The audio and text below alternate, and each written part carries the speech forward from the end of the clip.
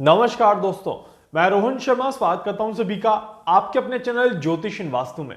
कैसे हैं आप सभी? आज हम यहां पर बात करने वाले हैं एक बहुत ही ज्यादा महत्वपूर्ण टॉपिक के बारे में। आज हम यहां पर बात करने वाले हैं मंगल के नक्षत्र से निकल करके राहु के नक्षत्र में प्रवेश करने जा रहे हैं शनिदेव। जी हां, शनिदेव यहां पर धनिष्ठा नक्षत्र से निकलने वाले हैं और 24 नवंबर 2023 को शनिदेव शतभिषा नक्षत्र जो कि राहु का नक्षत्र है उसमें प्रवेश करने जा रहे हैं।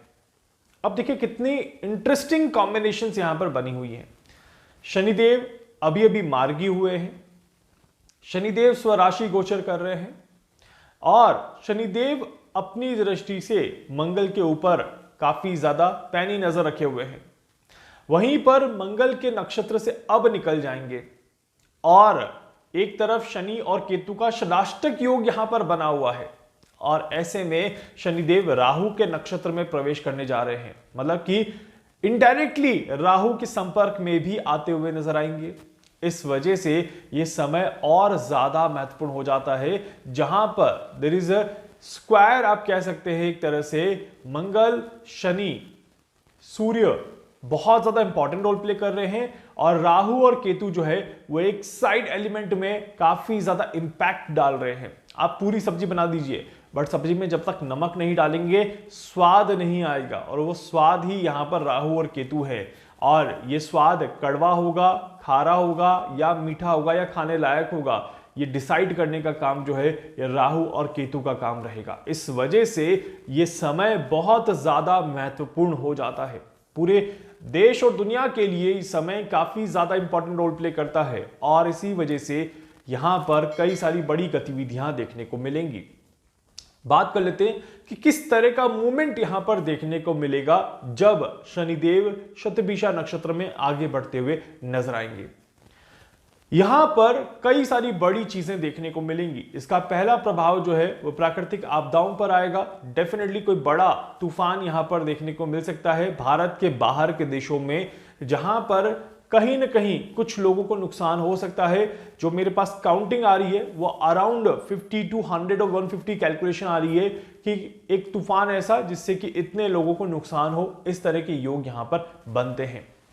ये जो समय रहेगा ये देश और दुनिया में बैलेंस लाने का काम करेगा। जी हां, ये बहुत बहुत ज्यादा इंपॉर्टेंट समय है। आने वाले 3 से 4 महीने का समय, मतलब कि नवंबर ऑलमोस्ट निकल रहा है, दिसंबर, जनवरी एंड फरवरी और मिड ऑफ मार्च आप ले लीजिए, इसके पहले पहले का जो समय है ये बहुत ज्यादा महत्वपूर्ण समय यहां पर काउंट होता है। जब शनिदेव शतभिषा नक्षत्र में हैं और ग्रहों की चाल के हिसाब से देखा जाए तो ये वो समय बनता है जहां पर रशिया और यूक्रेन के बीच में जो ये प्रॉब्लम चल रही है काफी लंबे समय से, ये रुकने की कोशिश यहां पर कर सकती है। कोई सॉल्यूशंस यहां पर मिल सकते हैं, कोई समझौता यहां पर हो सकता है, दोनों देशों के बीच में किसी तरह की संधि यहां पर करी जा सकती है, विवाद को सुलझाया जा सकता है। इस तरह के योग यहां पर बन रहे हैं।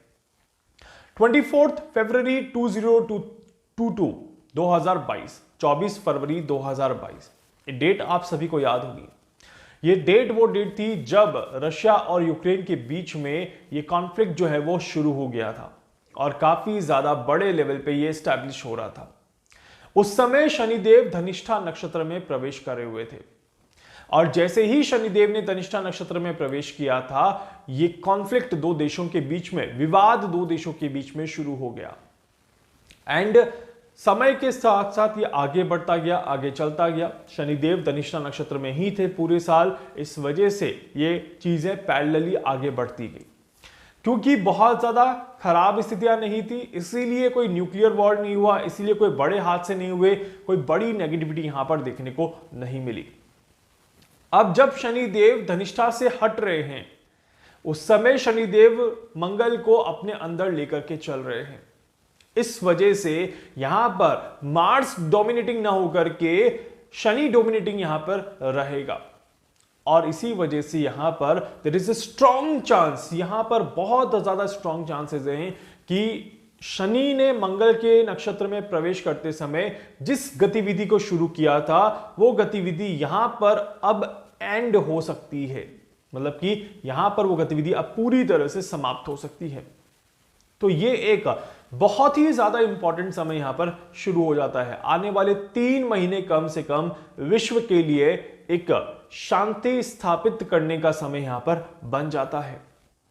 और देखिए, हमारे वैदिक शास्त्रों में बहुत सारी चीजें बताई गई हैं, बहुत सारी चीजें समझाई गई हैं।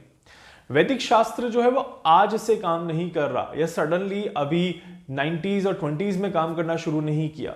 वैदिक शास्त्र सालों पुराना शास्त्र है।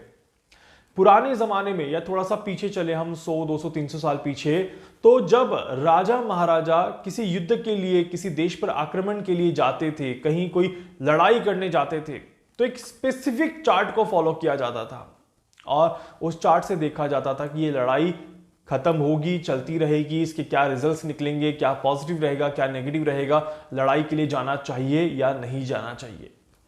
और 24 फरवरी 2022 को जब रशिया और यूक्रेन के बीच में एक प्रॉब्लम शुरू हुई, रशिया की तरफ से जो एक स्टेप लिया गया, उस समय की अगर हम कैलकुलेशंस देखें, उसी कैलकुलेशन के हिसाब से जो राजा महाराजा देखते थे, तो ये कैलकुलेशन अच्छी नहीं दिखाई देती। इस कैलकुलेशन में बहुत क्लियरली दिखाई देता है कि अगर यहां पर कोई स्टेप लिया जाता है, युद्ध के लिए तैयारी करी जाती है, तो ये युद्ध बहुत ज्यादा निराशा लेकर के आएगा, नेगेटिविटी लेकर के आएगा, नुकसान लेकर के आएगा।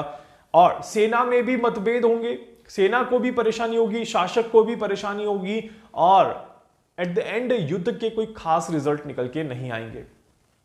तो वही सब हमने देखा। कितना लंबा समय हो चुका है उस बात को। फरवरी 2022 से लेकर के नवंबर 2023 तक अगर हम देखें, ऑलमोस्ट 1.5 साल से ज्यादा का समय यहां पर दिखाई देता है। ऐसे समय में यहां पर स्थितियां सुधरने का नाम नहीं ले रही थी, बट अब वो समय आ चुका है जब ग्रहों की योग की स्थितियां जो है वो संधि काल को लेकर के यहां पर चल रही हैं। वही तरीका जो राजा महाराजा इस्तेमाल करते थे, उसी तरीके को जब हम यहां पर वापस लेकर के आते हैं, तो अब जो ग्रह स्थिति बन रही है ये संधि काल को रिप्रेजेंट करती है कि यहां पर अब संधि कर ली जाए तो अच्छा है। अगर यहां पर संधि ना करी जाए तो अप्रैल से चीजें और ज्यादा खराब स्थितियां लेकर के आ सकती है। इस तरह के भी योग यहां पर बनते हैं। खासकर अप्रैल, मई और जून वहां पर इंपॉर्टेंट रहेगा कि समय कैसा जाएगा। उसको मैंने अभी कैलकुलेट नहीं किया है, हम बाद में उसको कैलकुलेट करेंगे। बट फिलहाल जो अच्छा समय है आने वाले 3 महीने जो युद्ध को रोकने का काम करेंगे, ये बहुत ज्यादा महत्वपूर्ण है। कोई समझदारी के साथ अगर एक स्टेप आगे ले और समझौता करने की कोशिश करे तो 100% यहां पर समझौता हो सकता है, विवाद सुलझ सकता है, चीजें बेहतर हो सकती हैं, चीजें थोड़ी सी थम सकती हैं, समय रुक सकता है। इस तरह के योग यहां पर बन रहे हैं। सेकंड, दूसरी तरफ अगर हम देखें, इजराइल और हमास के बीच में जो परेशानी चल रही है, ये भी इस समय पर आकर के थोड़ी ठहर सकती है। अब आप ध्यान से समझिए कि कैसे चीजें चली। अगर हम पूरे ग्राफ को पैरेलली यहां पर देखें तो हमास और इजराइल की बात कर रहा हूं अब मैं, हमने यूक्रेन और रशिया की बात कर ली। अब देखिए, जब ट्रांजिट मोड में हम देखते हैं तो 15 मार्च को शतभिषा नक्षत्र में शनिदेव ने प्रवेश किया था और 15 अक्टूबर को शतभिषा नक्षत्र से निकल करके धनिष्ठा नक्षत्र में फिर से शनिदेव ने प्रवेश किया था। जैसे ही शनिदेव धनिष्ठा में वापस आए थे, हमास और इजराइल के बीच में प्रॉब्लम शुरू हुई। नाउ अब शनिदेव वापस से यहां पर देखा जाए तो शतभिषा में जा रहे हैं। देखिए, शनिदेव शतभिषा में रहते हैं तब धार्मिक चीजों को लेकर के विवाद होते हैं, परेशानियां होती हैं और परेशानियों के बाद उसके सॉल्यूशंस निकाले जाते हैं। एंड इसी वजह से ये समय यहां पर काफी ज्यादा महत्वपूर्ण दिखाई देता है, जहां पर रशिया यूक्रेन के बीच में सॉल्यूशंस और इजराइल हमास के बीच में सॉल्यूशंस यहां पर निकाले जा सकते हैं। चीजों को बेहतर किया जा सकता है, चीजों को स्टेबल बनाया जा सकता है। फिर भी जिस तरह की ग्रह स्थिति दिख रही है, क्योंकि कुछ महीनों के बाद मंगलदेव फिर से शनि को डोमिनेट करेंगे और उस समय स्थितियां और ज्यादा खराब हो सकती हैं। इस तरह की योग यहां पर दिखाई देते हैं। 2024 एक बहुत ही ज्यादा इंटरेस्टिंग टाइम फ्रेम रहेगा, खासकर मिड ऑफ 2024 जब पहला सूर्य ग्रहण लगेगा। उस समय की स्थितियां काफी ज्यादा रहेंगी। मैंने आप सभी को कहा था कि ये सूर्य ग्रहण जो अभी लगा था ये इतना ट्रिगर्ड वाला नहीं था, बट ये नेक्स्ट सूर्य ग्रहण की एक परिस्थिति यहां पर बना रहा है और नेक्स्ट वाला डेफिनेटली बहुत ज्यादा ट्रिगर करेगा, चीजों को बहुत ज्यादा आगे बढ़ाएगा। वो हम समय के साथ साथ जरूर कैलकुलेट करेंगे। इसी के साथ साथ ग्लोबल लीडर्स का मिलना, एक दूसरे के साथ बात करना और कोई ग्लोबली महत्वपूर्ण डिसीजंस का लेना, किसी बड़े नेता को कोई बड़ी परेशानी होना, किसी बड़े नेता को कोर्ट के चक्कर काटना या फिर किसी बड़े नेता के ऊपर कोई बड़ा एलिगेशन लगना, इस तरह के भी योग यहां पर दिखाई देते हैं। उम्मीद करता हूं कि कोई बड़ा नुकसान यहां पर ना देखने को मिले। कुछ प्राकृतिक आपदाएं, कुछ युद्ध में सॉल्यूशंस एंड कुछ बेहतरीन चीजें, इकोनॉमिकली यहां पर कुछ इंपॉर्टेंट डिसीजंस लिए जा सकते हैं, इस तरह के भी योग यहां पर बन रहे हैं। और ओवरऑल अगर ग्राफ देखा जाए तो नए इन्वेंशंस के लिए, नई चीजों की शुरुआत के लिए यह समय बेहतरीन समय दिखाई देता है। ओवरऑल ये समय बहुत ज्यादा इंपॉर्टेंट रहेगा। आने वाले 3 महीने देश और दुनिया के लिए काफी ज्यादा इंपॉर्टेंट होने वाले हैं और स्टेप बाय स्टेप मैं आपको सारी चीजें बताऊंगा समय के साथ साथ कि कौन कौन सी घटनाक्रम यहां पर हमें देखने को मिलेंगे। बट सबसे अच्छी बात क्या है कि विश्व में एक शांति स्थापित करने का ये बहुत ज्यादा महत्वपूर्ण समय है। उम्मीद करता हूं आप मेरी बात को समझे होंगे, आपने वीडियो की कैलकुलेशन को समझा होगा। वीडियो को लाइक कर दीजिएगा, चैनल को सब्सक्राइब कर दीजिएगा, बेल आइकन पे जरूर से क्लिक करिएगा। कुछ पूछना चाहते हैं, जानना चाहते हैं, अपने बारे में कुछ भी समझना चाहते हैं, आप मुझसे संपर्क कर सकते हैं। मैं पूरी कोशिश करूंगा आप सभी की हर संभव मदद यहां पर कर सकूं। धन्यवाद।